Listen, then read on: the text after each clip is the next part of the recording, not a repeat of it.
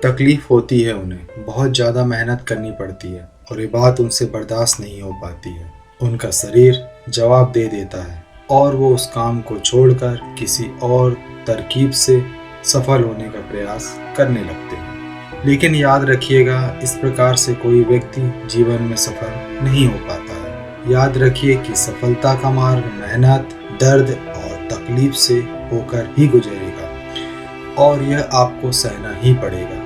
तो इसके लिए आप हमेशा तैयार रहिए। तो चलिए इस बात को एक कहानी के माध्यम से समझते हैं। एक बार एक मूर्तिकार अपनी छीनी और हथौड़ी से एक पत्थर को भगवान की मूर्ति का आकार देने का प्रयास कर रहा था। जैसे ही वह छीनी पर अपना हथौड़ा चलाता, वह पत्थर चिल्लाने लगता और कहने लगता कि ये क्या कर रहे हो, मुझे इतना मार क्यों रहे हो, मुझे बहुत दुख हो रहा है, तकलीफ हो रही है, पीड़ा हो रही है, मुझे अपने हाल पर छोड़ दो और यहाँ से चले जाओ। मूर्तिकार ने उस पत्थर से कहा, मुझे बहुत अच्छे से पता है कि तुम्हें बहुत ज़्यादा दर्द हो रहा है, तकलीफ हो रही है और तुम बहुत ही ज़्यादा पीड़ा में हो।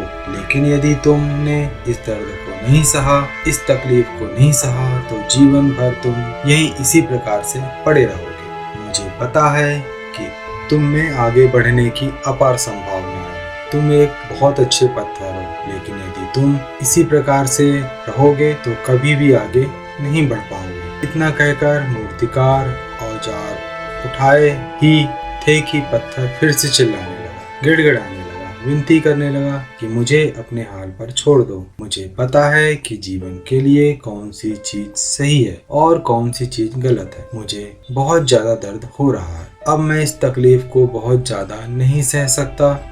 मैं जिस हाल में हूँ, उस हाल में मुझे तुम छोड़कर यहाँ से चले जाओ। उस मूर्तिकार ने फिर से उस पत्थर को समझाने की कोशिश की, ज्यादा अधीर मत बनो और अपने सब्र को बनाए रखो, थोड़ी देर और इस दर्द को सहो। यदि इस दर्द को सह लिया तो भगवान की मूर्ति के रूप में तुम्हारी स्थापना करवाऊंगा और फिर दूर दूर से लोग तुम्हारी पूजा करने आएंगे और पंडित और लोग तुम्हारी सेवा करेंगे।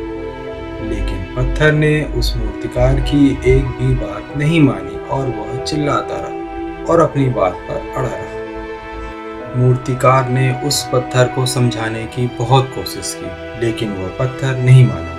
अब मूर्तिकार भी थक चुका था और वह उस पत्थर को छोड़कर आगे बढ़ गया और थोड़ी ही दूर जाकर देखा कि एक और बहुत ही अच्छा पत्थर वहां पड़ा हुआ है। उसने छीनी और हथौड़ी उठाई और उस पत्थर को मूर्ति बनाने के लिए तैयार हो गया। मूर्तिकार ने छीनी और हथौड़ी का वार दूसरे पत्थर पर जारी रखा। दूसरे पत्थर को भी दर्द हुआ, तकलीफ उससे भी ज्यादा हुई, लेकिन उस पत्थर ने बर्दाश्त कर लिया और देखते ही देखते थोड़ी समय के बाद उस पत्थर ने भगवान की मूर्ति का रूप धारण कर लिया। थोड़ी देर बाद उस मूर्ति की एक मंदिर में स्थापना हो गई।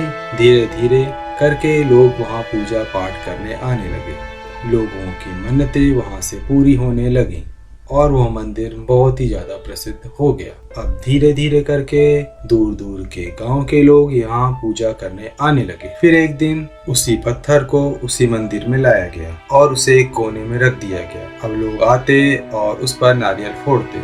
ये कोई और पत्थर नहीं बल्कि वही पत्थर था जिसने दर्द नहीं सहा था।